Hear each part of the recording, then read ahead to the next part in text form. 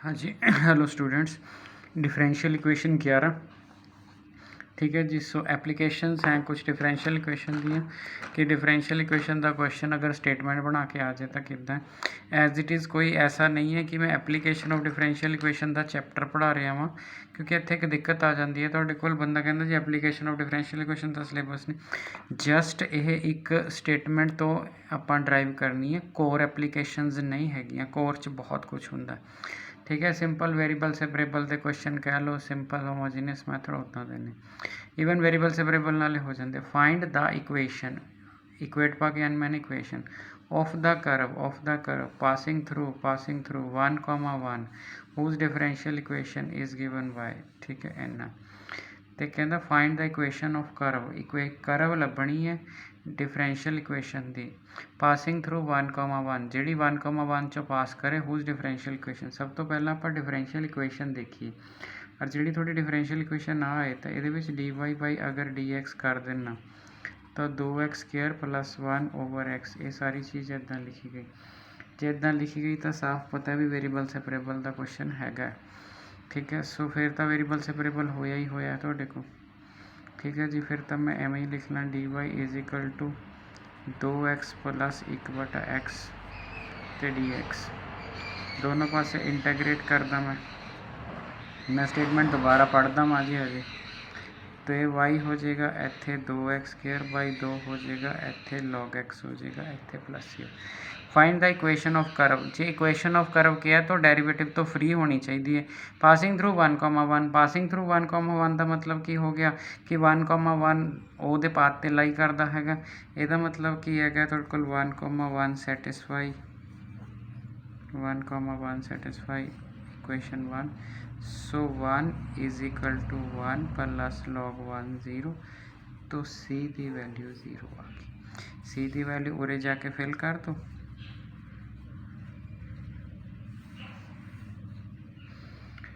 सो दसो ये हूँ जो ये पेपर क्वेश्चन आ जाता है तो पहला आया भी होया है, तो मेरे ख्याल NCERT का ही क्वेश्चन है। हुण वाली NCERT का नहीं होगा तो पुरानी NCERT का होगा। तो हूँ तुम देखो कि इस क्वेश्चन के कि कोने नवी चीज़ पूछ ली, इस करके दोबारा कह रहे हैं कोर एप्लीकेशनस नहीं गई, आम एप्लीकेशन है, ये क्वेश्चन पूछा जाता है। कोर तो बहुत ठीक ठाक होंदियां ने, वो हुण सिलेबस नहीं है। ठीक है जी, सो ये सिंपल है, इनू तुसी नहीं कह सकते कि नहीं है। ठीक है, तो यदा मतलब ये क्वेश्चन आप कर लिया तो आपको समझ भी आ गया, तो एडा कोई लंबा चौड़ा चक्कर है नहीं गा तुहाडे कोल। ठीक है, सो चलिए जी आप नैक्सट क्वेश्चन के उत्ते। नैक्सट क्वेश्चन के उत्ते find the differential equation of the curve passing through, curve pass through, यदा मतलब ये कर्व ते लाई करते हैं।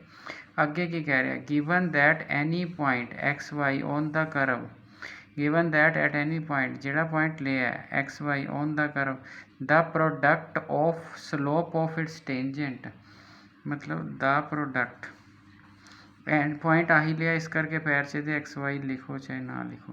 Product of given that at any point आ product of is slope of tangent and Y coordinate, यदि वाई कोऑर्डिनेट ना product is equal to X coordinate, ये एक्स कोऑर्डिनेट होना चाहिए। सो ये वाली जी चीज़ हैगी तुहाडे कोल आप देखनी। Find the equation of curve passing through, आ पेज नंबर 2 है जी, यदा कोई रोला नहीं गा। तो find the equation of curve, ठीक है, equation of differential equation of, ठीक है, differential equation of curve passing through. ठीक है, फाइंड द डिफरेंशियल इक्वेशन नहीं होगा, इक्वेशन होगा पहला, डिफरेंशियल इक्वेशन तो कर्व बनानी है। Equation of the curve passing through point and, जो पासिंग पॉइंट होंगे एंड च सी कढ़ने के काम आता। गिवन दैट की हैगा at any point on the curve the product of slope of its tangent and Y coordinate of point is equal to. ठीक है जी, सो ये वाली चीज़ होगी, तो जे वाली चीज़ होगी तो तुम देखो ये ऑलरेडी वेरीएबल सेपरेबल वाली सारी सिचुएशन ही बनी हुई है। तो x dx हो गया, सो बड़े आराम ना हो गया जी। तो जे मैं इंटैग्रेशन कर देना वा तुहाडे कोल, ठीक है, x dx की, तो एक ही बनया y²/2 कॉन्सटेंट इको साइड से ऐड करना c, तो इट मीनस y² = x² + 2c हो गई। कुछ लोग c/2 करके सारे 2 पे उड़ा देंगे, कोई दिक्कत नहीं, c एंड च लभे लेना आपने। हुण कर्व पासिंग थ्रू, ये इक्वेशन ऑफ कर्व आ गई, ये डिफरेंशियल इक्वेशन सी, ये कर्व आ गई। ਹੁਣ ਉਹ ਕਰਵ ਪਾਸਿੰਗ ਥਰੂ, ਠੀਕ ਹੈ, ਜਿਹੜੀ ਕਰਵ ਹੈ ਉਹ ਪਾਸਿਸ ਥਰੂ 0,-2, ਕਰਵ 0,-2 ਚੋਂ ਪਾਸ ਕਰਦੀ ਹੈ, देयरफॉर 0,-2 ਲਾਈ ਔਨ ਇਟ, ਠੀਕ ਹੈ, ਇਹਦੇ ਉੱਤੇ ਲਾਈ ਕਰਦਾ। ਸੋ ਇੱਥੇ x ਦੀ ਥਾਂ ਤੇ 0 ਪੁੱਟ ਕਰ ਦਿਓ, y ਦੀ ਥਾਂ ਤੇ -2, ਇੱਥੇ 4, ਇੱਥੇ 0, 2 ਸੀ, c ਦੀ ਵੈਲਿਊ 2 ਆ ਗਈ ਜੀ। अब c ਦੀ ਵੈਲਿਊ 2 ਆ ਗਈ, ਇੱਥੇ ਲਿਜਾ ਕੇ c ਪੁੱਟ ਕਰ ਦੋ। So y square is equal to x square, 2 × 2 4, so y square is equal to x square plus 4 equation of curve ਆ ਗਈ ਤੁਹਾਡੇ ਕੋਲ। ਠੀਕ ਹੋ ਗਿਆ ਜੀ। ਸੋ ਇਹ ਵੀ ਇੱਕ ਐਪਲੀਕੇਸ਼ਨ ਹੋ ਗਈ ਤੁਹਾਡੇ ਕੋਲ, ਤਾਂ ਇਸ ਨੂੰ ਵੀ ਆਪਾਂ ਨੇ ਥੋੜ੍ਹਾ ਜਿਹਾ ਧਿਆਨ ਨਾਲ ਦੇਖਣਾ ਹੈਗਾ ਤੁਹਾਡੇ ਕੋਲ। ਠੀਕ ਹੋ ਗਿਆ ਜੀ। ਸੋ ਵੈਰੀ ਸਿੰਪਲ ਵੇਰੀਏਬਲ ਸੈਪਰੇਬਲ ਦੀ ਐਪਲੀਕੇਸ਼ਨ ਸੀਗੀ ਕੁਐਸਚਨ ਦੇ ਵਿੱਚ। ਹਾਂਜੀ ਠੀਕ ਹੋ ਗਿਆ ਜੀ, ਮੇਰਾ ਖਿਆਲ ਹੈ ਤੁਹਾਨੂੰ ਸਮਝ ਆ ਗਿਆ ਤੁਹਾਡੇ ਕੋਲ। ਤੀਸਰੀ ਐਪਲੀਕੇਸ਼ਨ 'ਤੇ ਚੱਲੀਏ ਆਪਾਂ ਤੁਹਾਡੇ ਕੋਲ। ਠੀਕ ਹੈ ਜੀ, 11 ਨੰਬਰ ਲੈਸਨ ਹੈ, 12 ਨੰਬਰ ਲੈਸਨ ਦੇ ਉੱਤੇ ਖ਼ਤਮ ਹੋ ਜਾਏਗਾ ਤੁਹਾਡੇ ਕੋਲ। ਉਹਦੇ ਵਿੱਚ ਕੁਝ ਹੋਰ ਕੁਐਸਚਨਸ ਡਿਸਕਸ ਕਰਾਂਗੇ, ਉਹਦੇ ਤੋਂ ਬਾਅਦ ਫਿਰ ਇਹ ਚੈਪਟਰ ਜਿਹੜਾ ਹੈਗਾ ਤੁਹਾਡਾ ਇਹ ਖ਼ਤਮ ਹੋ ਜਾਏਗਾ। ਫਿਰ ਤੁਸੀਂ ਆਫੀਸ਼ੀਅਲੀ ਪ੍ਰੋਬੇਬਿਲਿਟੀ 'ਤੇ ਆ ਜਾਓਗੇ ਤੁਹਾਡੇ ਕੋਲ। ਠੀਕ ਹੈ ਜੀ, ਕਹਿੰਦਾ find the equation of curve passing through the origin. ठीक है, फाइंड द इक्वेशन ऑफ करव, एक इक्वेशन ऑफ करव है जी पासिंग थ्रू रीजन। इस चीज़ का ख्याल रखना, पासिंग थ्रू रीजन कंस्टेंट है, इन्हें बाद विच कम आना है। If the slope of tangent of curve at point, मतलब जान के स्लोप x, y ते दिंदा कि बाद च जरूरत ना पवे छड्डिया जाए। स्लोप ठीक है of tangent at point is equal to square of difference of abscissa and ordinate, मतलब अबसीसा ते ऑर्डीनेट का डिफरेंस लै लो, वह स्केयर कर दो। इज़ स्केयर, स्केयर है ऑफ किदा डिफरेंस का। सो डिफरेंस विच अबसीसा पहला क्या तो ऑर्डीनेट बाद दे विच क्या है तुहाडे कोल। सो इस चीज़ का आपने ख्याल रख लेना है। तो ये चीज़ होगी, तो जे ये चीज़ होगी, ये वेरीएबल सैपरेबल तो श्योरली नहीं हैगा तुहाडे कोल, बट इनू वेरीएबल सैपरेबल च रिड्यूस किया जा सकता है। एंड च करव पासिस थ्रू रीजन है, वो तो बाद में देखांगे जो एक्स वाई क्वेश्चन आ जाएगा। सो इनू रिड्यूस करन लई ना आपां इनू यू पुट कर देंगे। जो आपां यू किया differentiate with respect to X कर दो, सो ये आ जाऊगा D U with respect to D X. So 1 minus D U with respect to D X आ गया, ये बन गया D Y with respect to D X. So 1 minus D U with respect to D X, इत्थे U का square आ गया। So 1 minus U square D U by D x. तो ये वाली चीज़ आ गई जी, जे वाली चीज़ आ गई तो D X is equal to D U नीचे 1 माइनस यू स्केयर। सो ये वाली चीज़ आ गई। तो जो ये वाली चीज़ आ गई तो हुण इहदा तो एक्स बन जाएगा, एक कॉन्स्टेंट इक्को साइड ते लाना, इहदा बन जाएगा log of 1 plus you 1 minus you. ठीक है जी। सो आ वाला फार्मूला हो गया, तो परले पासे इंटीग्रेशन हैगी हुई है, तो सी जिधर मर्जी पा दो, जिधर जगह घट इधर पा, सी तो एक पासे पैना जी, जिहड़ी मर्जी साइड पर पा लो। ठीक हो गया जी। हुण तुहाडी यू की वैल्यू मोड़ दो पहला, तो वापस उसनों लॉग ऑफ यू, यू नूं की पुट कीता सीगा 1 प्लस एक्स माइनस वाई, नीचे 1 माइनस। हाँ जी, हुण अपने कोल आ वाली जिहड़ी चीज़ आ गई, हुण इहदे उत्ते आपां ने क्या करना है, अपने कोल आ की गया, अपने को आ गया सी प्लस एक्स, एक्स जिधर मर्जी ऐड कर दो जी, सी आंसर सेम आएगा। तो इस करके इस टेंशन च ना रहना कि सर ने सी उल्टा ऐड कर दिता, एक्स प्लस वाई।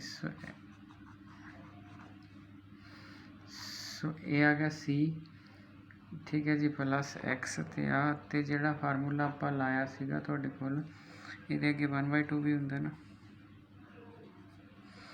सो 1/2 भी होंदा जी तुहाडे कोल। सो 1/2 मैं इधर ले आऊँगा, तो सिचुएशन कुछ इदां दी बन गई, log of 1 plus X minus Y, ये वाला 2 टाइम्स सी प्लस एक्स।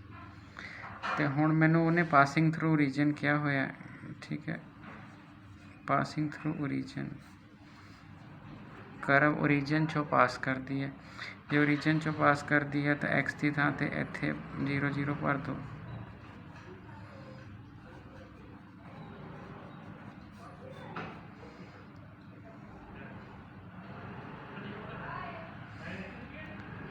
ठीक हो गया जी। सो ये वाली चीज़ आपने कर दी तुहाडे को। ठीक है। सो जो ये वाली चीज़ होगी तो सी दी वैल्यू तो फिर रोल च ही नहीं आई किते, ठीक है। सी की वैल्यू तो 0 होगी, जो सी की वैल्यू 0 होगी तो यह मतलब लॉग ऑफ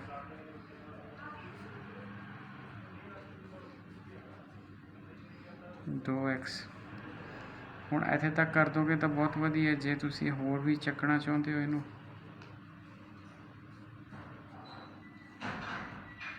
ਇਹ ਆਲਵੇਜ਼ ਪੋਜ਼ਿਟਿਵ ਹੁੰਦਾ, ਇਸ ਕਰਕੇ ਇਹਦਾ ਮੋਡ ਲਿਖੋ ਚਾਹੇ ਨਾ ਲਿਖੋ। ਸੋ ਇਹ ਤੁਹਾਡਾ ਜਿਹੜਾ ਹੈਗਾ ਸੋਲੂਸ਼ਨ ਆ ਜਾਏਗਾ ਤੁਹਾਡੇ ਕੋਲ। ਸੋ ਆਪਾਂ ਨੂੰ ਠੀਕ ਠਾਕ ਆਈਡੀਆ ਹੋ ਗਿਆ ਜੀ ਤੁਹਾਡੇ ਕੋਲ ਇਸ ਪ੍ਰੋਬਲਮ ਬਾਰੇ ਵੀ।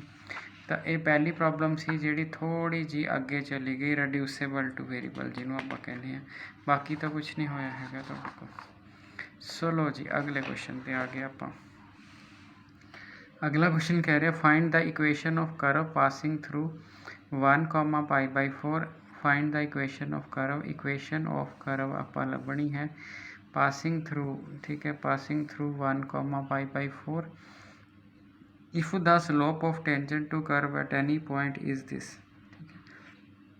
so slope of tangent है ਜਿਹੜੀ वो वैसे ये दी हुई है y/x cos square y/x and this slope of tangent is represented by this form।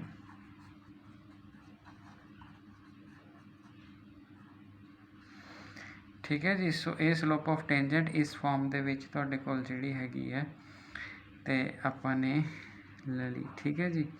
सो ਜੇ ਇਸ ਫਾਰਮ ਦੇ ਵਿੱਚ ਲਈ ਗਈ ਤਾਂ ਆਪਾਂ ਨੇ ਉਸ ਤੋਂ ਬਾਅਦ ਕੀ ਕਰਨਾ ਹੈਗਾ ਤੁਹਾਡੇ ਕੋਲ। ठीक है। एप्लीकेशन की है find the equation of curve. ठीक है, इक्वेशन ऑफ कर्व लभनी है passing through 1, π/4 if the slope of tangent at this. हुण आपां नूं दित्ते पासिंग जिहड़ा पॉइंट हुंदा है, जिवें उहने कहा पासिंग थ्रू, ये तो लास्ट विच सी फाइंड करन दे काम आना। इहदे नाल तां तुसीं सी फाइंड करनी है। इहदा मतलब सिंपल एक कंडीशन दित्ती हुंदी है कि ऑर्डीनरी डिफरेंशियल इक्वेशन का क्वेश्चन पाया तुहानूं, तुसीं उस क्वेश्चन नूं देखना है भी तुसीं किस तरह हैंडल करना है। होर तां इह 'च कोई लंबी चौड़ी गलबात है ही नहीं कि तुहाडे कोल। ठीक हो गया जी। सो आप देखिए जी तुहाडे पास हुण आपां इहनूं किस तरह करना है। dy/dx लिख लिया और ए च वेरीएबल सैपरेबल नहीं हुंदा हैगा, ए च y/x नूं v ही पुट करना पैना, y/vx आना पैना। इहदा मतलब ये होमोजीनियस होगी। तो तुसी पहले दो क्वेश्चन किए वेरीएबल सैपरेबल दे आ गए, तुसी तीजा क्वेश्चन किया वो वेरीएबल सैपरेबल तो बाद थोड़ा रिड्यूसेबल टू वेरीएबल सैपरेबल हो गया। हुण तुसी चौथा क्वेश्चन किया तो होमोजीनियस इक्वेशन हो गया। तो एप्लीकेशन की है कुछ भी नहीं है, एक सिर्फ स्टेटमेंट तो इक्वेशन लिखनी है। अगर स्टेटमेंट तो इक्वेशन बंदे नूं लिखनी आ गई तो उस तो बाद तो सारा मेला ही मुक गया तुहाडे कोल। ठीक हो गया जी। सो चलिए जी हुण आपां इहनूं सॉल्व करना है। आ पैरां वाले छड्ड दो, जाण के पॉइंट लैंदे हुंदे क्योंकि छड्डण 'च फिर दिक्कत नहीं आती। dy/dx कढ़ना v इंटू एक्स है प्लस एक्स dv/dx। तो उत्थे आ गया v प्लस एक्स dv/dx आ गया। ठीक है, y नूं असीं v कर देना, इत्थे असीं cos स्क्वायर v कर देना हैगा। सो x dv/dx आंदा हैगा माइनस cos स्क्वायर v आ जाता हैगा। तो x जिहड़ा हैगा तुहाडे कोल dv/dx आ गया तो cos स्क्वायर v आ गया। हुण इसनूं आपां ने डिफरेंशियल इक्वेशन की तरह सॉल्व करना है। सो लो जी आपां किदां सॉल्व करना हैगा। तो x dv/dx आ गया। ठीक है जी, बराबर है माइनस cos स्क्वायर v हो गया। ठीक हो गया जी। सो ये वाली चीज़ होगी जी तुहाडे कोल x dy/dx आ गया माइनस cos स्क्वायर v हो गया। तो हुण आपां जिहड़ा हैगा तुहाडे कोल, ठीक है, dv/cos square v is equal to dx/x। तो ये चीज़ लिख ली। सीकेंड स्क्वायर v आ गया जी माइनस log x आ गया प्लस c आ गया। तो सीकेंट द स्क्वायर टैन का डेरीवेटिव सीकेंट होंगे। सो आ वाला ठीक है, प्लस एक पासे ऐड होया, बस एक साइड से रखियो। v की आप वैल्यू भर दें। v की वैल्यू की C tangent y/x minus log of x plus सी।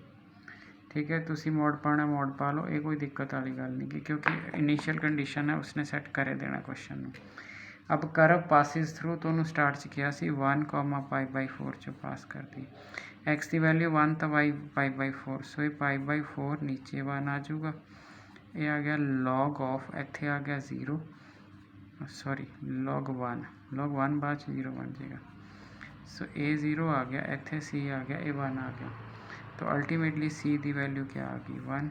सी की वैल्यू इत्थे ले जाके पुट कर देनी है। सो टेंजेंट वाई बटा X minus log X mod C की वैल्यू 1, सी की वैल्यू 1।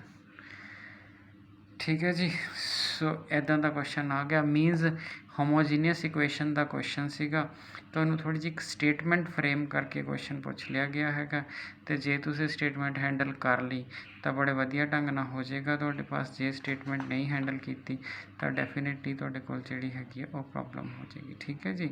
सो आपां नैक्सट क्वेश्चन देखिए जी तुहाडे कोल। ठीक है।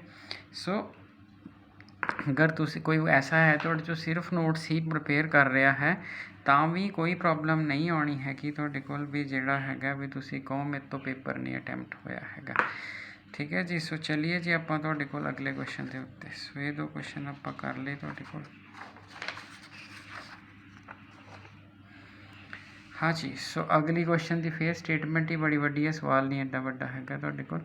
तो जी स्टेटमेंट है वो की कह रही है, a point x Y on the curve, कहता at any point x Y on the curve the slope of tangent है ना। सो स्केच बदलिए पहला। The slope of tangent, slope of tangent नूं आपां ये कहने हैं, slope of tangent is twice, ठीक है, the line segment joining the point of contact and this. हुण सब तो पहला तो जिहड़ा हैगा ये मैनूं ये पता होना चाहिए तुहाडे कोल कि कोई भी कर्व है। हाँ जी, ध्यान नाल समझ लियो जी, कोई भी कर्व है, मतलब मैं सिंपली कर्व ले ली at any point x Y of curve, इत्थे कर्व ते एनी पॉइंट है, कर्व मैं रफ बनाइए, बाद ना सोचना तुहानूं कि पता लग गया इदां दी कर्व है। At any point x Y of the curve the slope of tangent is twice, इत्थे एक टेंजेंट रख दी, इहदी जिहड़ी स्लोप आई है वो ट्वाइस किस तो, slope of line segment joining the point of contact. ठीक है, मतलब आ थोड़ा पॉइंट ऑफ कॉन्टैक्ट है, कोई लाइन सेगमेंट इनू ज्वाइन करता, वो है -4 -3 वाला पॉइंट। ठीक है, तो जे इनू कॉन्टैक्ट करता तो यदी भी स्लोप आऊगी, वो होगी y2 - y1, नीचे x2 - x1, आ इस लाइन की स्लोप आऊगी। और वो तुहानूं की कह रहा है, तुहानूं यही कह रहा, कहता भी जिहड़ी स्लोप हैगी है ये जिहड़ी वो पॉइंट ऑफ कॉन्टैक्ट नूं उहनूं ज्वाइन करती हैगी उहदा ट्वाइस हैगा। So at any point x comma Y, statement नूं दोबारा देख लो जी, सारी स्टोरी स्टेटमेंट विच है। ये 5 क्वेश्चन करवाए ने, तुहानूं 5वां चल रहा है तुहाडे कोल, तां 5 क्वेश्चनों में सिर्फ इक्को चीज़ रोल प्ले कर रही है, दैट इज़ स्टेटमेंट।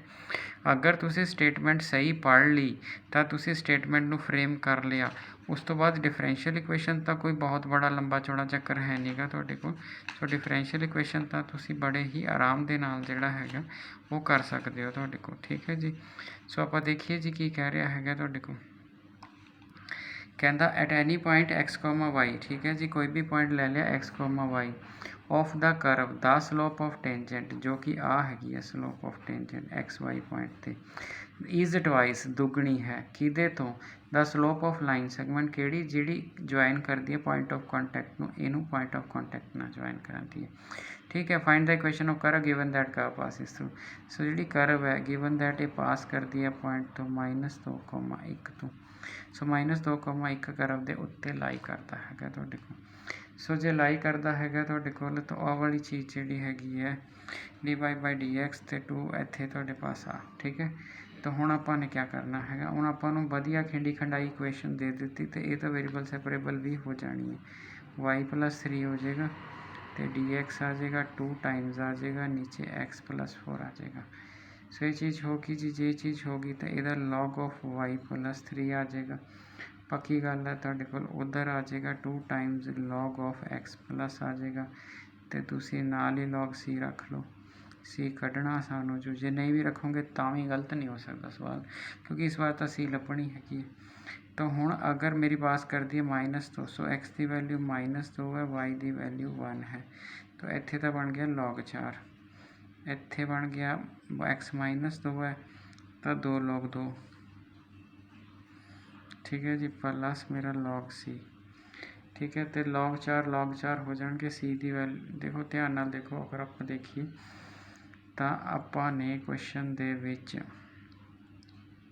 y ਨੂੰ 1 पुट किया, y ਨੂੰ 1 पुट किया तो log 4 आ गया, हाँ जी log 4 आ गया, ठीक है जी। तुहाडे कोल जिहड़ा हैगा ते इत्थे 2 हैगा ही सीगा, इत्थे x की वैल्यू -2 गई तो 2 आ गया, log c आ गया। हुण तुसीं जे देखोगे तो log 4 ये भी उपर लैके 4 बन जू, तो ये भी log 4 हो जू, तो इत्थे हो जूगा log c, तो ये हो गया, इनू इधर ले आके 0 कर लो, ठीक है। c मतलब थोड़ा log c 0 आ गया, तो यदा मतलब c की वैल्यू श्योरली बन रहेगी। सो c की वैल्यू 1 तुसीं जिथे ले जाके पुट करोगे तो उसने log 1 0 दे देना, तो log 1 0 दे देना, तो अल्टीमेटली तुहाडा जिहड़ा आंसर आएगा, तो आंसर की आएगा, तुसी या log c की वैल्यू 0 लिख लो, 1 लभो ही ना। सो log ऑफ y प्लस 3 ये बराबर है log ऑफ x प्लस 4 इसका स्केयर आ जाऊगा, तो यदा मतलब y प्लस 3 का mod is equal to x plus 4 का स्केयर आ जाएगा। स्केयर मॉड च लिखिया ना लिखिया कोई गल नहीं, स्केयर एब्सोल्यूट है, प्लस log c की वैल्यू 0 आ जाएगी, ठीक हो गया जी। सो ये 5 क्वेश्चन सीगे जी, ठीक ठाक एप्लीकेशन वाले, आंदी रेयरली है, पर जो 5-4 साल च एक क्वेश्चन आ जाता है तो वो इदां दे क्वेश्चन ही हैं जोड़े पूछे जाते हैं, ठीक है जी। नैक्सट लैक्चर दे विच फिर आप इदां दे कुछ क्वेश्चन ट्राई करांगे, उस तो बाद थोड़ी डिफरेंशियल क्वेश्चन ओके हो जाएगी, ठीक है जी। Thank you.